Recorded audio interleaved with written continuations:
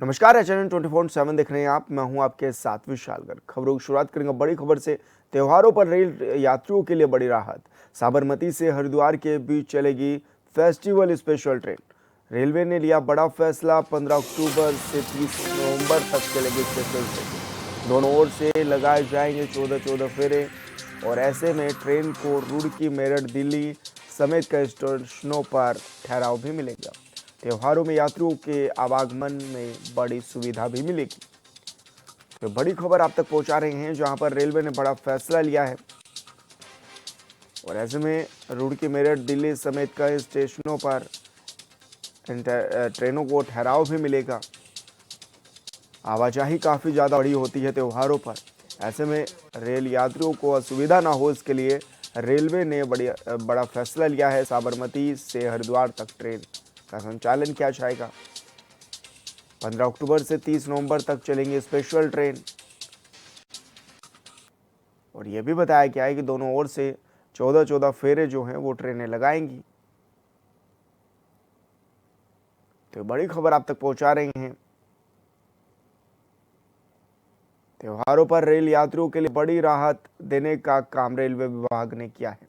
साबरमती से हरिद्वार के बीच चलेगी फेस्टिवल स्पेशल ट्रेन। और संवाददाता योगेश आर्य हमारे साथ लाइव जुड़ गए हैं। योगेश, रेलवे ने क्या बड़ा फैसला लिया है और इससे कितनी राहत त्योहारों में यात्रियों को मिलेगी?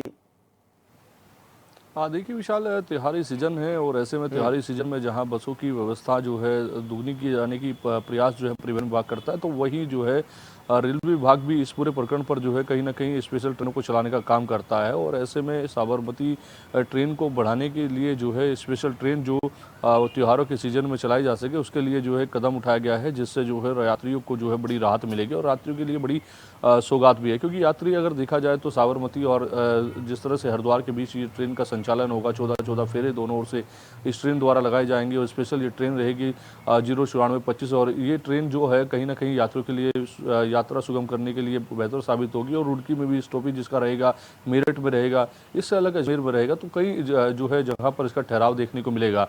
तो यात्री जो है क्योंकि त्योहारी सीजन होता है, इस दौरान बड़ी संख्या में यात्री जो है आप अपने घरों पर जाते हैं, जो बाहर दूर दराज नौकरी करते हैं, तो ऐसे में उनका ध्यान में रखते हुए रेलवे ने बड़ी सौगात देने का काम किया है। और हरिद्वार से अगर बात करें तो हरिद्वार से चलकर रुड़की रुकेगी, उसके बाद जो है आगे होती हुई जो है कई स्टॉपेज पर ठहराव इस ट्रेन का रहने वाला है। और ये स्पेशल ट्रेनें चलाई गई हैं, इसके अलग भी कई ट्रेनों का जल संचालन जो है रेलवे विभाग करने जा रहा है। तो निश्चित तौर पर इससे राहत मिलेगी और ये कहीं ना कहीं जिस तरह से 15 अक्टूबर से शुरुआत की गई है, 30 नवंबर तक इसकी जारी रहेगी और 14-14 फेरे दोनों ओर से इसको लगाने हैं।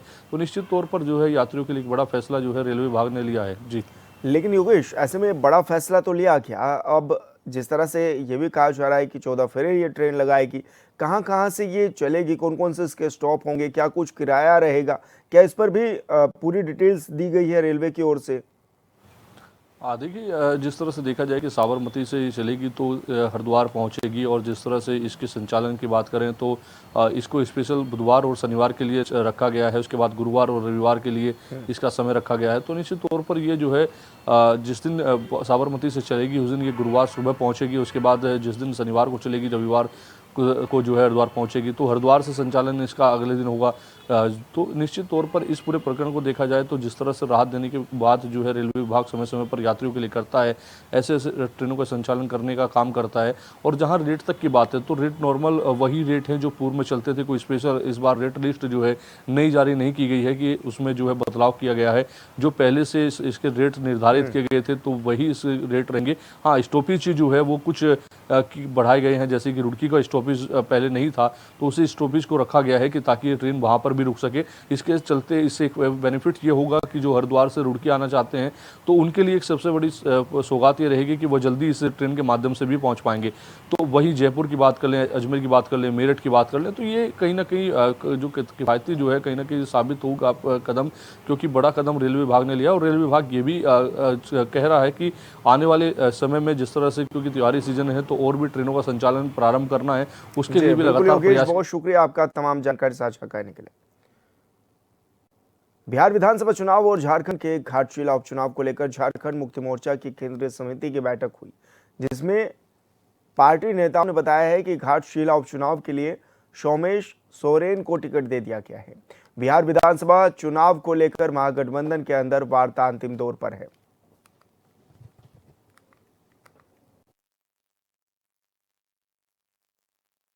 ये 17 तारीख को नामांकन होगा। माननीय मुख्यमंत्री जी जाएंगे, आम सभा के पश्चात नामांकन होगा। उस नामांकन में ही फैसला हो जाएगा कि कौन सा असली सोरेन वहां चुनाव लड़ेगा।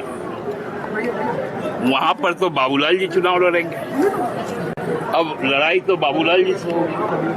अब ये बाबूलाल कौन है, ये तय करेगा रिजेक्ट करके घाटशिला की जनता कि हेमंत सोरेन जी के नेतृत्व में रामदास सोरेन जी के जो अधूरे काम है उसको पूरा करें।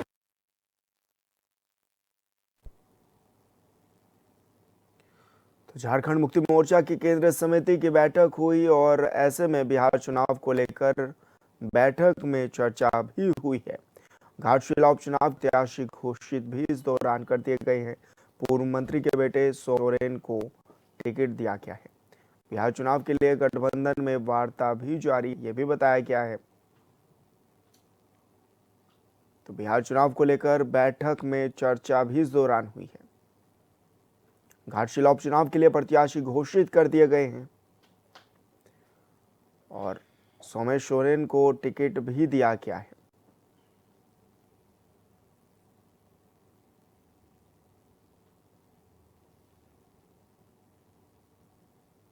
तो घाटशिला उपचुनाव के लिए प्रत्याशी घोषित कर दिए गए हैं। पूर्व मंत्री के बेटे हैं सोमेश सोरेन, जिनको टिकट भी पार्टी की ओर से दिया गया है। झारखंड मुक्ति मोर्चा की ओर से ये टिकट जारी किया गया। चुनाव के लिए प्रत्याशी घोषित घाटशिला के लिए कर दिए गए हैं। संवाददाता अमित सिंह हमारे साथ फोन लाइन पर जुड़ गए हैं। अमित, क्या कुछ जानकारी मिल रही है, क्योंकि ये बताया जा रहा है कि टिकट की जो बात थी उस पर भी विराम लग गया है, टिकट दे दिया गया है। अब किस तरह का माहौल बनाया जा रहा है?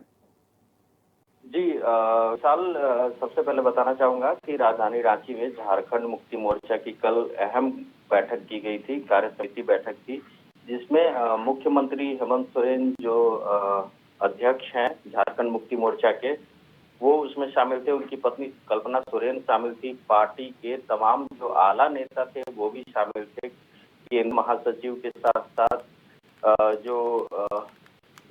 ये जितने भी विधायकगण थे, जितने भी प्रतिनिधि थे, सभी शामिल थे। साथ में क्या बिहार विधानसभा के जो चुनाव होने हैं उसको लेकर खास बातचीत की गई और जो झारखंड से जितने भी सीमावर्ती इलाके हैं, सटे हुए इलाके हैं, 12 जगहों पे जहां पे झारखंड मुक्ति मोर्चा ने पहले से तय कर रखा है कि वहां पे उनको या उम्मीदवार देना है, उन 12 सीटों के जो उम्मीदवार थे उनको भी बताया गया था। और अंदर खाने से ये बात सामने आई है कि उन 12 उम्मीदवारों को टिकट दे दिया गया है, लेकिन अभी इसकी कोई भी पुष्टि आधिकारिक तौर पे नहीं की गई है।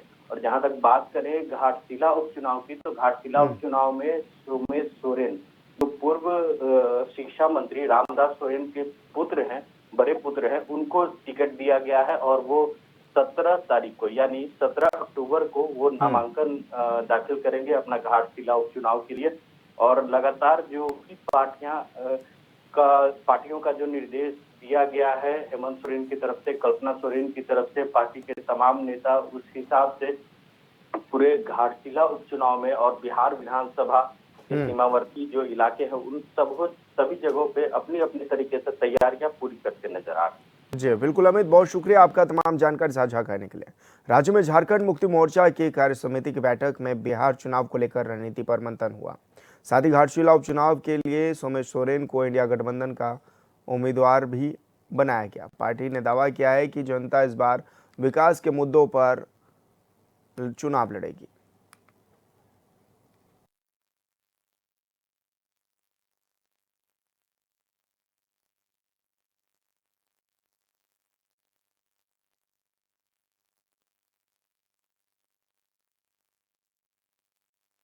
चुनाव का माहौल है।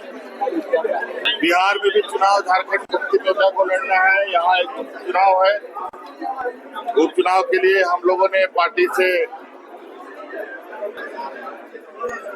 रामदास सोरेन जी जो दिवंगत हमारे मंत्री रहे हैं, उनके बेटे को हम लोगों ने प्रत्याशी के रूप में खड़ा किया। सोमेश चंद्र सोरेन का नाम है और बिहार में अभी चीजें वार्ता के और यहाँ रुके छोटे से ब्रेक के लिए, जल्द होंगे हाजिर।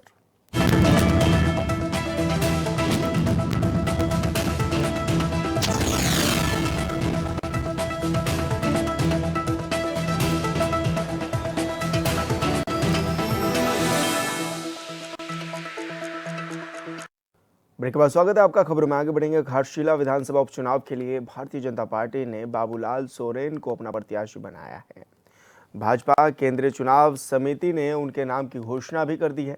बाबूलाल सोरेन पूर्व मुख्यमंत्री और भाजपा विधायक चंपा सोरेन के पुत्र हैं। दूसरी बार भाजपा के टिकट से बाबूलाल सोरेन घाटशिला में चुनाव लड़ रहे हैं। 2024 के विधानसभा चुनाव में भी भाजपा ने उन्हें टिकट दिया था। इसमें झामुमो प्रत्याशी रामदास सोरेन ने उन्हें 22,000 से अधिक मतों से पराजित किया था। इधर झारखंड मुक्ति मोर्चा से दिवंगत मंत्री रामदास सोरेन के पुत्र सोमेश सोरेन को उम्मीदवार बनाया गया है। सोमेश पहली बार झामुमो की टिकट पर विधानसभा उपचुनाव लड़ेंगे।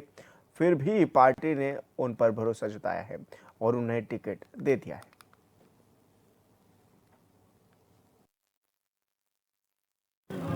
हम जितने भी बाबा का अधूरा काम सब है, सारे काम को हम जनता के आशीर्वाद से पूरा करेंगे। यही हम भरोसा दिलाते सबको। नमस्कार।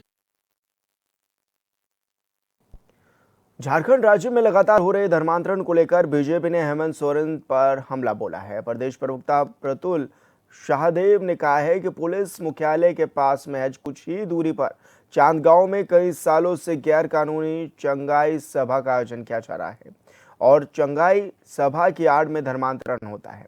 सरकार और पुलिस से शिकायत के बावजूद भी कोई कार्रवाई होती नहीं दिखती है। उन्होंने कहा है कि सरकार के संरक्षण में धर्मांतरण का खेल चल रहा है।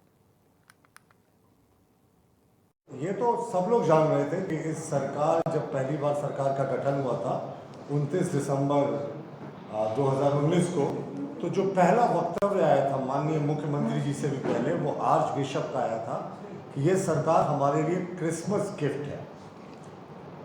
और ये क्रिसमस गिफ्ट का जो रिटर्न गिफ्ट है, ये सरकार अभी तक लगातार दे रही है। आप देखिए, इस सरकार के संरक्षण में धर्मांतरण का खेल अभी भी लगातार जारी है। हम आपको दस्तावेज से प्रूव करेंगे कि किस तरीके से स्थानीय जो गैर क्रिश्चियन आदिवासी हैं, उनके विरोध के बावजूद भी, ग्राम सभा के विरोध के बावजूद भी, ये धर्मांतरण का खेल लगातार चल रहा है। देवघर के मधुपुर अनुमंडल कार्यालय स्थित एसडीओ कार्यालय कक्ष में दीपावली, काली पूजा और छठ पर्व को लेकर बैठक हुई। बैठक में निर्णय लिया गया है कि इस बार गांधी चौक पर लगने वाली दीपावली की दुकानें श्यामा प्रसाद मुखर्जी उच्च विद्यालय मैदान में लगाई जाएंगी, जहां मिट्टी के दीपक, खिलौने, मिठाई, पटाखा और पूजन सामग्री की दुकानें व्यवस्थित रूप से लगाई जाएंगी।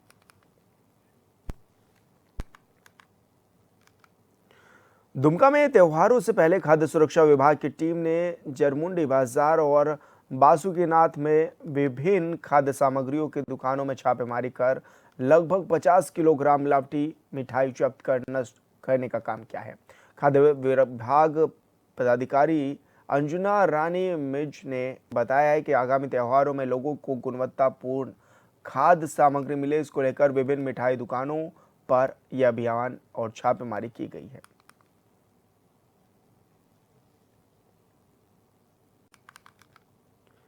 झारखंड की राजधानी रांची से दिन दहाड़े फायरिंग का मामला सामने आया है। बेखौफ अपराधियों ने कटहल मोड़ के पास सीमेंट कारोबारी को निशाना बनाकर ताबड़तोड़ फायरिंग की और मौके से फरार भी हो गए।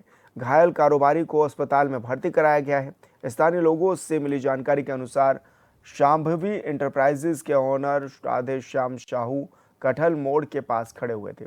इस दौरान बाइक सवार दो अपराधियों ने उन पर अंधाधुंध फायरिंग कर मौके से फरार हो गए। और फिलहाल इस बुलेटिन में मेरे साथ इतना ही। आप देखते रहिए चैनल 24/7। नमस्कार।